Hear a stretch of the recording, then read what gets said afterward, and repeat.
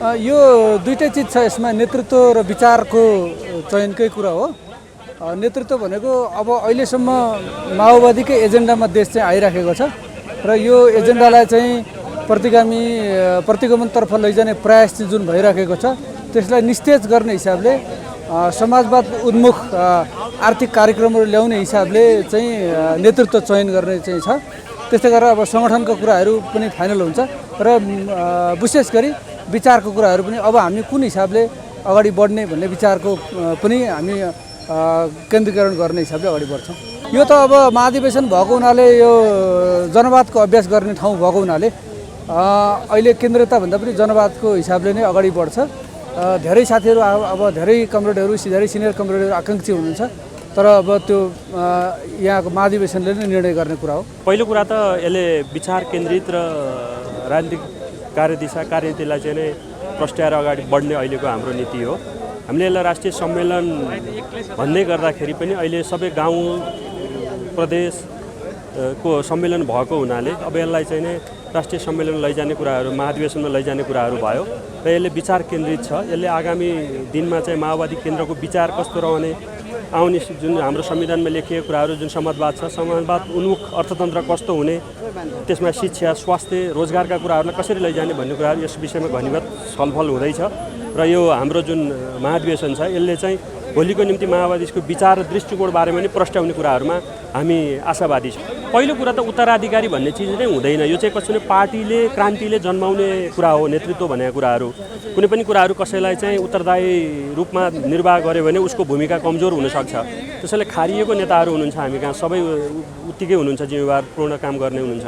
त्यस कारणले हामी उत्तरदायी भन्दा पनि अब चाहिँ बहुपदीयमा जाँदाखेरि चाहिँ नीति र नेतृत्वको आधारमा चाहिँ नेतृत्व चयन हुनुपर्छ भन्ने कुरा आम कार्यकर्ताको चाहिँ माग पनि छ र भोलिको दिनमा चाहिँ कम्युनिस्ट क्रान्तिकारी एउटा कम्युनिस्ट विचारधारा बोकेर जाँदाखेरि सबै कम्युनिस्टहरूलाई चाहिँ एक सूत्रमा बाँध्ने गरी चाहिँ कसरी जान सक्छ, कसरी अगाडि बढाउन सकिन्छ, कम्युनिस्टको एउटा ध्रुवीकरण गरेर चाहिँ देशमा चाहिँ जुन सर्वहारावर्गको नेतृत्वमा चाहिँ एउटा सरकार बन्छ त्यसले चाहिँ भोलिका जुन समस्यालाई समाधान गर्न सक्छ भन्ने किसिमको नेतृत्व नै अगाडि बढ्छ जस्तो लाग्छ। अब अहिले चाहिँ हामीले हेर्दै जाँदाखेरि अरू पार्टीको जस्तो चाहिँ चुनावमा तछाड मछाड गर्ने, भोट लिएर आउने, कसको भोट बढी र कम भन्नुभन्दा पनि विचार केन्द्रित र दृष्टिकोणलाई चाहिँ परिवर्तन गरेर जानुपर्छ भन्ने हामी सबै चाहिँ महाधिवेशन प्रतिनिधिको माग छ। सबभन्दा पहिलो कुरा त हाम्रो पार्टीले भर्खरै मात्रै बसेको केन्द्रीय आयोजक समितिको बैठकले यो सम्मेलनलाई महाधिवेशनको रूपमा सम्पन्न गर्ने एउटा महत्त्वपूर्ण निर्णय गरेको छ।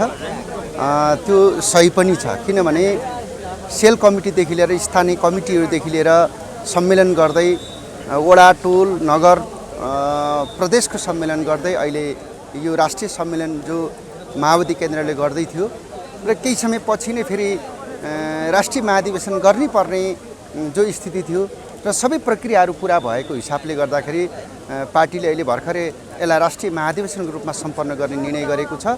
त्यो निर्णय सही र वस्तुवादी छ भन्ने हामीलाई लाग्छ र हामीले यो महाधिवेशनबाट शान्ति प्रक्रियापछि माओवादी पार्टी नेपालको राष्ट्रिय राजनीतिमा जुन ढङ्गले अगाडि बढेको छ र मुलुकलाई एउटा नयाँ ढङ्गले नेतृत्व गर्नको निम्ति माओवादी पार्टीले आफूलाई सक्षम बनाउँदै लगेको छ र नयाँ ढङ्गले विचार संश्लेषणको प्रक्रियासँगै नेतृत्वलाई पनि नयाँ ढङ्गबाट एउटा रूपान्तरित गर्न जरुरी छ र त्यो रूपान्तरणको एउटा आधार स्तम्भको चाहिँ यो महाधिवेशनबाट गर्न हामीले चाहेका छौँ, हामीले खोजिरहेका छौँ।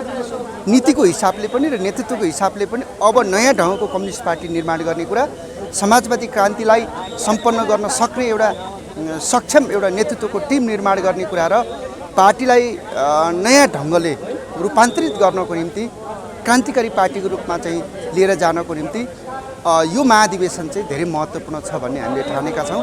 त्यो नीतिको हिसाबले पनि त्यो नेतृत्वको हिसाबले पनि।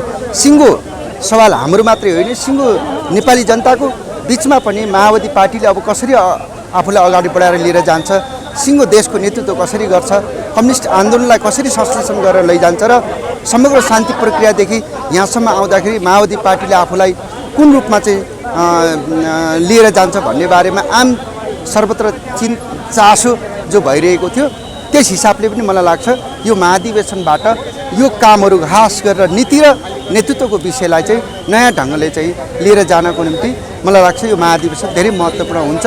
त्यस अर्थले पनि हामी सबैको ध्यान यतिखेर यो राष्ट्रिय महाधिवेशनमा केन्द्रित भएको छ। निश्चितै पनि अहिले अध्यक्ष कुमार प्रचण्डले जुन कुशल ढङ्गले नेपाली क्रान्तिको नेतृत्व गरिराख्नु भएको छ, माओवादी केन्द्रको नेतृत्व गरिराख्नु भएको छ, अहिले तत्कालै हामीले चाहिँ अध्यक्ष कुमार प्रचण्डको विकल्प सोचिहाल्नुपर्छ जस्तो लागेको छ। उहाँले सक्षम ढङ्गले नेतृत्व गर्नुभएको छ। उहाँले मलाई लाग्छ उहाँले यो विचार सही ढङ्गले दिनजालसम्म र यो पार्टीलाई कुशल ढङ्गले नेतृत्व गर्दासम्म र अब हामी समाजवादी क्रान्तिको तयारीतर्फ अगाडि बढिराख्दाखेरि सिङ्गो मुलुकलाई एउटा समाजवादको बाटोतर्फ अगाडि बढाएर लिएर जानको निम्ति हामीलाई नीति र नेतृत्व सुस्पष्ट चाहिन्छ। त्यस हिसाबले गर्दाखेरि त्यसको निम्ति अहिले अध्यक्ष कुमार प्रचण्डले जुन ढङ्गले नेतृत्व गर्नुभएको छ त्यो सही छ, त्यो मुलुकको निम्ति अनिवार्य छ। त्यस हिसाबले गर्दाखेरि अहिले अध्यक्ष कुमार प्रचण्डले नै यसको नेतृत्व गरिराख्नु भएको छ। हामीले अहिले नै अध्यक्ष कुमार प्रचण्डको नेतृत्व चाहिँ फेर्नुपर्छ अथवा त्यसको विकल्प दिनुपर्छ भन्ने चाहिँ अहिले हामीले सोचिहालेको छैन। तर नयाँ ढङ्गले नेतृत्वको विकास गरेर लिएर जाने कुरामा चाहिँ हाम्रो पार्टी महाधिवेशनले एउटा विशेष ढङ्गले चाहिँ छलफल केन्द्रित गर्छ।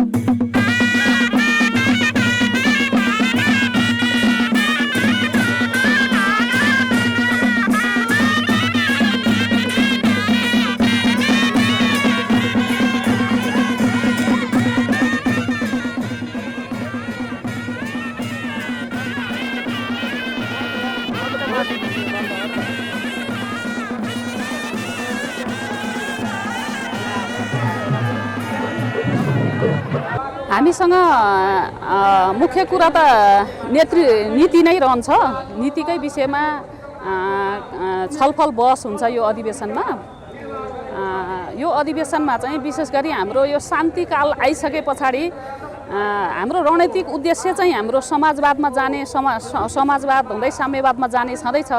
तर हाम्रो कार्यदिशा कार्यनीति चाहिँ हाम्रो यो शान्तिकालमा जुन खालको हामीले चाहिँ कार्यनीति अपनाएका थियौँ त्यो कार्यनीति चाहिँ अलि गोलमोटल थियो। अब अलिकति कार्यनीतिक हिसाबले प्रष्ट भएर यो दस्तावेज आउनेछ र त्यो दस्तावेजलाई कार्यान्वयन गर्नका लागि त्यही खालको नेतृत्व यो अधिवेशनले महाधिवेशनले चाहिँ चयन गर्नेछ भन्ने हामीले अपेक्षा गरेका छौँ र हाम्रो त्यो भूमिका रहनेछ।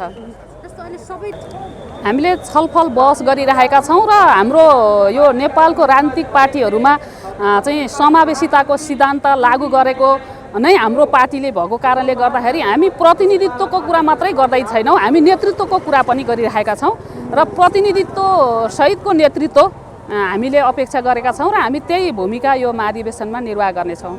यो महाधिवेशनले विशेष त के भएको छ भने हामी यो शान्ति प्रक्रियामा आइकन हामीले यो माओवादी एजेन्डालाई पूर्ण रूपमा लागू गर्नका लागि हामी यहाँ भएका यथास्थिति पार्टीहरूसँग सहकार्य गरेर जानुपर्ने, नेपालमा संविधान सभाको निर्वाचनबाट संविधान निर्माण गर्नुपर्ने मुख्य एजेन्डा भएको कारणले गर्दाखेरि यथास्थितिवादीहरूसँग प्रतिगामीहरूसँग नि कतिपय सहकार्य गर्नु परेको कारणले गर्दा हाम्रा क्रान्तिकारी अग्रगामी खालका एजेन्डाहरू हामीले लागू गर्न सकेनौँ। र अब हामी के गर्दैछौँ भन्दाखेरि अब हामीले जनतालाई सुशिक्षित गर्ने हामी यो संसदीय चाहिँ सुधारिएको संसदीय अभ्यास हामी गरिरहेका थियौँ। यसलाई चाहिँ समाजवादको आधार तयार गर्ने भनेर हामी आइरहेका छौँ र समाजवादको आधार तयार गर्नका लागि हामीले संविधान निर्माण गऱ्यौँ। तर सहकार्य गरेर आइरहेका राजनीतिक दलहरू चाहिँ अब यथास्थितिमै रहने, अझ प्रतिगमनतिर धकेल्ने, अग्रगमनतिर समाजवादतिर नजाने जुन खालको अवस्था देखियो त्यसका लागि चाहिँ हामी आम जनतालाई सुशिक्षित गर्दै हामी हाम्रो एजेन्डामा जनताको चाहिँ यो समाजवादको एजेन्डामा जानका लागि जनतालाई अधिकार दिनका लागि हामी यो चाहिँ कार्यदिशा तयार गरेर हाम्रो पार्टी त सबभन्दा पहिले यो परिवर्तनशील पार्टी र यो जहाँसम्म हाम्रो पार्टीले नयाँ नेतृत्वमा राम्रो त्यो जुन उद्देश्य छ नि हाम्रो परिवर्तनको लागि अगाडि बढ्छ र परिवर्तन गर्नको लागि ठोट पनि छ। हाम्रो पार्टी एकदम कटिबद्ध पनि छ र तलदेखि माथिसम्म नै युवा पिँढीहरू एकदम तत्पर छ र यो परिवर्तन गर्छ। यो देशको परिवर्तन गर्नको लागि नै माओवादी चाहिन्छ, अरू पार्टीबाट हुनेवाला छैन। यो परिवर्तन र यसमा हाम्रो भविष्यको युवाहरूको भविष्य देखिन्छ, देशको भविष्य देखिन्छ।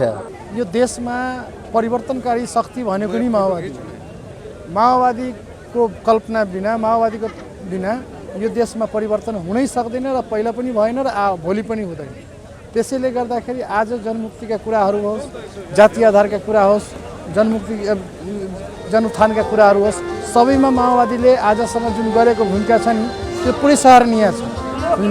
र आगामी दिनमा पनि हाम्रा महान नेता प्रचण्डको नेतृत्वमा माओवादी अझै हिजो जुन ठुलो पार्टी बनेको थिए, अब आउने चुनावमा यो देशको सबभन्दा ठुलो पार्टी बन्छ भन्ने मलाई विश्वास छ।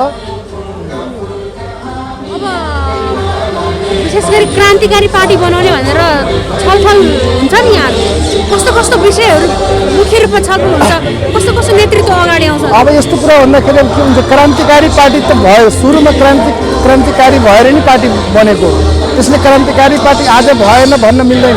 हामी हिजो पनि क्रान्तिकारी थियौँ, भोलि पनि क्रान्तिकारी नै रहनेछौँ र त्यो पनि जनताको मुद्दाको रूपमा हामी क्रान्तिकारी बन्नेछौँ। तर आम रूपमा अब के छ भने आर्थिक विकासको लागि पनि, आर्थिक समानताको लागि पनि कुरा हामीले गर्नै पर्छ। त्यसैले क्रान्तिका कुराहरू हामी कहिले पनि छोड्दैनौँ र आर्थिक विकासका लागि पनि मुद्दा हामी उठाएर लान्छौँ।